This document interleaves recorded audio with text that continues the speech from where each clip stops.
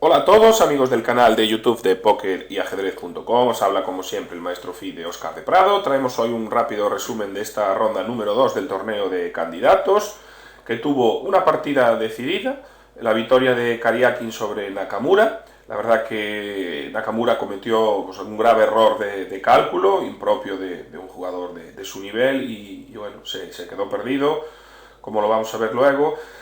Y las otras tres partidas, decir que bueno, Sviler y Topalov pues jugaron una línea de la antiberlinesa que bueno, la tenía bien preparada Topalov y empató sin bastante problemas. Aronian y Anand jugaron una línea de gambito de dama recientemente que se jugó en Moscú había jugado Belfan contra Grachev. En este caso Anand mejoró el juego de las negras y consiguió más o menos igualar la partida también relativamente fácil. La otra partida que tuvo más chances, más interesante, en cuanto también un poco a la partida, a la teoría, pues fue la de Caruana contra Giri. De nuevo, esta famosa variante antiberlinesa con D3, que también vimos el primer día entre Anand y Topalov y compañía, bueno, estas líneas que estaban bastante de moda. En un momento determinado, el propio Caruana hace una mejora sobre una partida de él, con dama de 1 directo, ¿no? Había jugado él con negras, precisamente contra Topalov, y Giri le jugó un F6, ¿no? Una jugada, una novedad, y ahí Caruana pensó mucho, consiguió jugar, hizo E6, una posición con un peón pasado. Luego, en un momento determinado, Giri se comió un peón en D4 que era dudoso, y Caruana tuvo chances para mejorar, pero en el apuro de tiempo pues no estuvo fino, y permitió, gracias al peón de Giri, un contrajuego, y le valieron para firmar las tablas, pero bueno, estuvo cerca. Sin duda, hombre, es pronto, pero está claro que empieza a ser complicado, ¿no? De los jugadores que empiezan a ir perdiendo partidas y si hay jugadores que empiezan a ganar, aunque es un torneo muy largo y tantos pueden retomar, pero bueno, es como hay una balanza, ¿no? A mi modo de ver, también un poco psicológicamente, y va influyendo un poquito todo, ¿no? Si tienes 8 competidores, empieza a haber gente en positivo y gente en negativo. Los jugadores de en negativo empiezan a quedar un poquito más, bueno, digamos, descartados, ¿no? Por así decirlo. Aunque es cierto que todavía es un torneo muy corto y a doble vuelta, así que mientras que las distancias de momento no sean muy grandes, pues bueno, todo puede pasar, ¿no? Pero bueno, sin duda de momento Karyakin, un jugador también bastante sólido, pues se une al grupo de cabeza de momento con Anand, y bueno, quizás antes de empezar, pues tras 2 rondas de momento, pues igual no mucha gente apostaría porque ellos dos fueran en cabeza, pero de momento está siendo así. Bueno, vamos a ver un resumen rápido de esta partida. Karyakin Nakamura escogió una india de dama, bueno, ya sabemos que Naka tiene un repertorio completo, ha jugado muchas indias de rey con grandes complejidades, grandes sacrificios y ha acabado ganando. Pero bueno, no es menos cierto que también muchas veces las posiciones son claramente, a lo mejor son inferiores, y bueno, es cierto que muchas posiciones que juega, que el ordenador pues da a lo mejor da clara ventaja blanca, sí, es cierto que en la práctica no son tan fáciles, pero también es un riesgo, ¿no? Con jugar con la india de rey, esas líneas críticas, porque muchas de esas posiciones, pues si el blanco juega correctamente va a acabar ganando. Entonces, bueno, decidió jugar esta india de dama, quizás una apertura no le vaya tanto en el estilo, todo esto es bastante teórico, alfil E7, alfil G2 y aquí la línea con D5. Bueno, otra alternativa más aquí es jugar con C6, es más común, es más sólido, aunque un poco más lento, ¿no?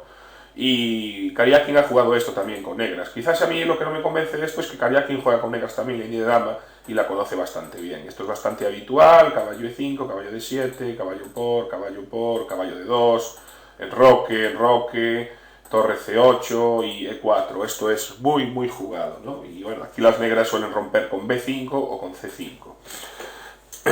Alfil G2, D5, volvemos a la partida.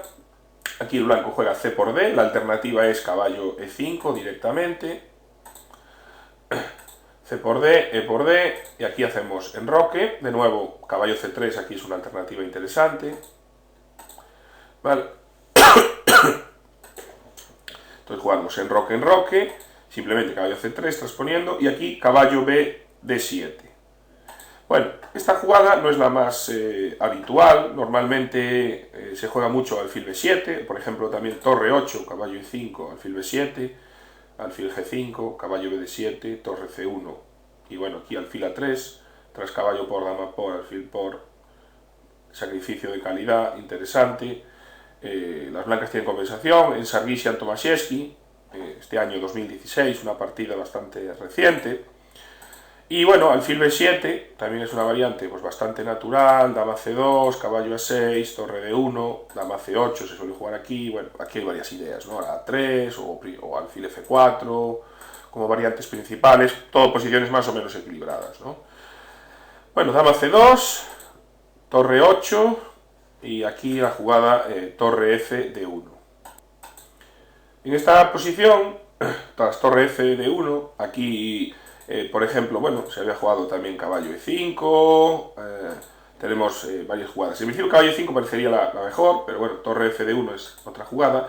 Y aquí caballo F8 jugó Nakamura. Esta es una novedad en esta posición, tampoco había ya muchísimas partidas, pero bueno, se había jugado alfil D6, por ejemplo, ¿no?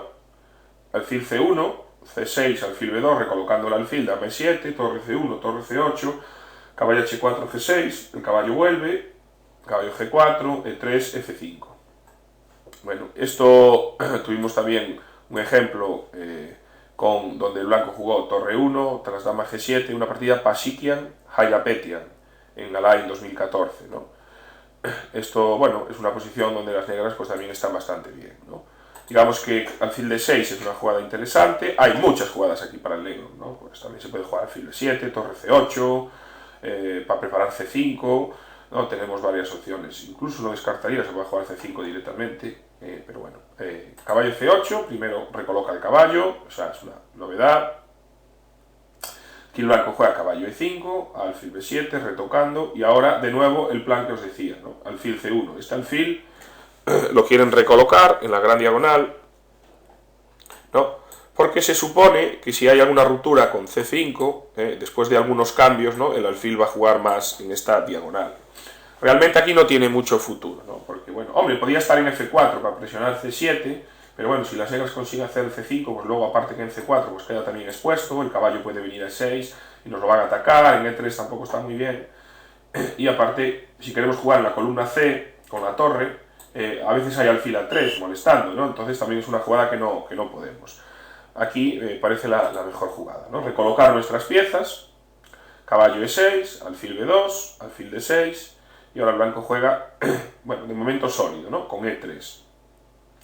Esta posición tiene algunas similitudes con la catalana, ¿no? Por así decirlo. Evidentemente, bueno, es una idea de dama, pero bueno, sí que podemos decir que tiene ciertos aires con algunas variantes de la catalana, ¿no? Un esquema parecido. Bueno, aquí el negro jugó A6. ¿No? Esta jugada, bueno, fue criticada por el propio Naka en la rueda de prensa, comentaba que C5 era un poco mejor, ¿no? Pero bueno, aquí hay varias jugadas interesantes, ¿no? Creo que caballo B5 directamente puede dar ligera ventaja blanca, incluso caballo C4, ¿no? Alfil F8, D por C, B por C, dama F5, y las blancas tienen una muy buena ventaja, ¿no? Aquí tenemos dama por y caballo por D5. Gran golpe táctico. Ahora la dama, no hay jugada para la dama, ¿no? Porque bueno, si la dama se retira el caballo F6, y si dama B2, caballo B2, y las blancas están mejor, ¿no? Bueno, aquí yo creo que de nuevo lo que os decía, ¿no? Tanto C6 como A6, por ejemplo C6, ¿no? O A6 son mejores jugadas, ¿no? O incluso alfil F8, ¿no? También es una jugada un poco más pasiva, pero bueno, es necesario. Yo creo que el tipo de posición favorece a carjacking, una posición más juego posicional, más tranquilo, y no tanto del estilo de Nakamura, ¿no? Que no suele jugar este tipo de posiciones. Bueno, caballo E2, una jugada muy interesante. Es una idea, quiero retirar el caballo. Hay varias opciones que parecen bastante naturales. Muchos diréis, bueno, caballo C4 puede valer igualmente, ¿no? La idea es que me quiero comer este alfil, si me come como en B7. Pero bueno, aquí las negras pues supongo que retiran su alfil a F8 y bueno, se puede seguir con torre a C1. También es una alternativa a tener en cuenta. Venir con la dama F5, una idea que ya hemos visto, intentar pasar la dama al flanco de rey, pues también es interesante. La dama luego puede venir a F3. Hay varias jugadas, ¿no? Pero bueno, vamos a ver la idea. Otra idea que me gusta también es H4, intentar jugar aquí en el flanco de rey. Son varias jugadas interesantes para el blanco. Bueno, aquí el blanco juega caballo E2, las negras juegan C5. Una vez más, aunque sólido pero pasivo, creo que es mejor la jugada C6 o torre C8. Pero claro, no van tanto con el estilo de Nakamura. Tras C5 cambiamos y caballo D3. Claro, es lo que os decía, fijaros ahora la gran diferencia, ¿veis? El alfil finalmente tiene una gran diagonal. Las negras ahora mismo están también con un peón débil en D5, y creo que la posición es más cómoda para las blancas, ¿no? Por los dos alfiles. Por eso creo que esa ruptura fue precipitada. Bueno, caballo E4, las negras evidentemente tienen algún contrajuego a cambio, por ejemplo, como es la casilla E4 de momento, torre AC1, torre C8, pero bueno, dama B1. Yo creo que la posición aquí sí que es bastante cómoda. Yo creo que D5 fue una jugada precipitada. Tienes que hacer esa ruptura, pero hay que hacerla en el momento, y si no, la posición no es adecuada, pues hay que jugar pasivo, hay que jugar con C6 y esperar que las blancas pues fuercen acontecimientos para en un momento determinado pues tener una ruptura mejor. Aquí creo que fue un poco la impaciencia de Naka que le llevó a una posición un poquito peor, ¿no? Dama E7, bueno, la ventaja blanca posicional es bastante clara. Aquí, bueno, hay varias jugadas para las blancas, era interesante. Dama E1, una jugada muy interesante, una idea muy buena. También quizás torre por C8 y torre C1, caballo D4, hay varias jugadas. Bueno, él jugó alfil D4 primero, se cambian las torres, B5, tocando el peón, siempre procuras alguna nueva debilidad, B4, fijando ahí los peones del flanco de dama, caballo D7, A3, caballo F8. Bueno, aquí las blancas retiran, alfil A1, caballo vuelve 6, dama A2, alfil C7, caballo D4, alfil B6 y H4. Bueno, otro momento interesante,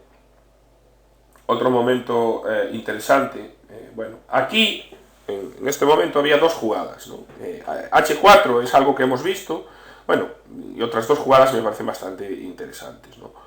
Una de ellas es tomar en E6 y jugar alfil D4, y quizás la más importante para mí fuera A4 directamente, ¿no? Esta jugada un poco mejor, porque pienso que las blancas, bueno, consiguen una buena ventaja si tomamos, y bueno, en un momento determinado voy a poder jugar A5 y tener una gran ventaja ahí, o comerme el peón y tener una gran ventaja ahí en el flanco de dama, también ventaja de espacio. Bueno, las blancas mantienen una cómoda ventaja. H4 también es una idea bastante interesante, ¿no?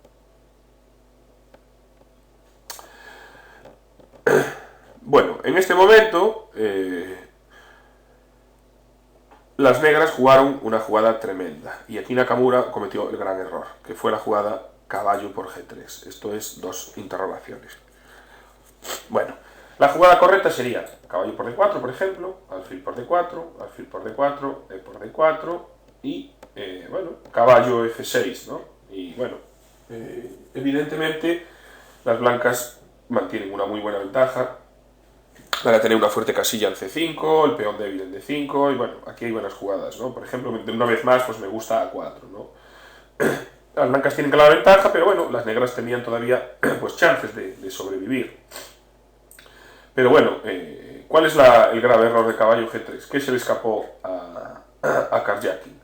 Perdón, a Caruana. Bueno, lo primero es que tras F por G3, caballo por D4, claro, que hay una jugada, ¿no? Si las blancas tomaran de peón,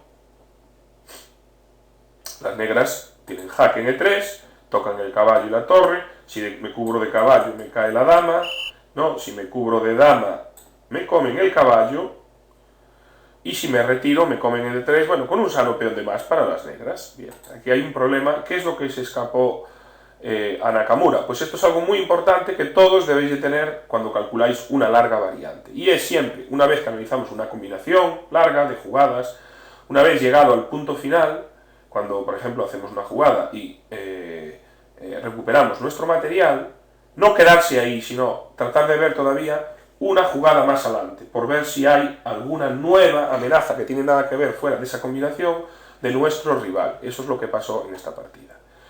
Aquí Karjakin juega la buena, alfil por D4, y ganadora, alfil por D4, E por D4 y dama E3 jaque. Claro, ahora si alguno de vosotros os debería dejar unos segundos y decir, bueno, ¿cuál es la diferencia? De nuevo, ¿no? Si muevo el rey, como el caballo. Si muevo el caballo, F2, como la torre. Si cubro de dama, come. Pero ahora hay una gran diferencia. ¿Cuál es? Entre esta posición y la anterior, que han desaparecido los alfiles. Desaparecer los alfiles surge un motivo importante, que es la entrada de la torre en séptima. Entonces aquí las blancas ganan simplemente con dama F2 y dama por D3. Claro, ¿cuál es el gran momento? Bueno, Nakamura calcula, llega a esta posición, jaque, recupero, vale, y me meto en esta línea, pero es un grave error. ¿Por qué? Por no seguir una jugada más. Y ahora las blancas tienen la jugada ganadora, torre C7, que amenaza mate en 2, dama por F7, dama G7, y amenaza el alfil. Es una jugada más allá de la combinación, y aquí las negras pues están totalmente perdidas. No hay salvación, cualquier jaque nos escapamos, sigue. Y contra F5 simplemente torre por jaque y bueno, alfil G2 contra torre 2, alfil F1 y Nakamura. Otro factor muy importante en este torneo, aparte del nivel técnico, el nivel físico, el propio preparación, entrenamiento, el tema psicológico. Es un torneo muy importante. Juegas muchos torneos durante tu vida, pero fijaros, el torneo de candidatos, primero, no lo hay siempre. Es 8 jugadores, solo jugadores elegidos. Y la posibilidad de disputar un mundial.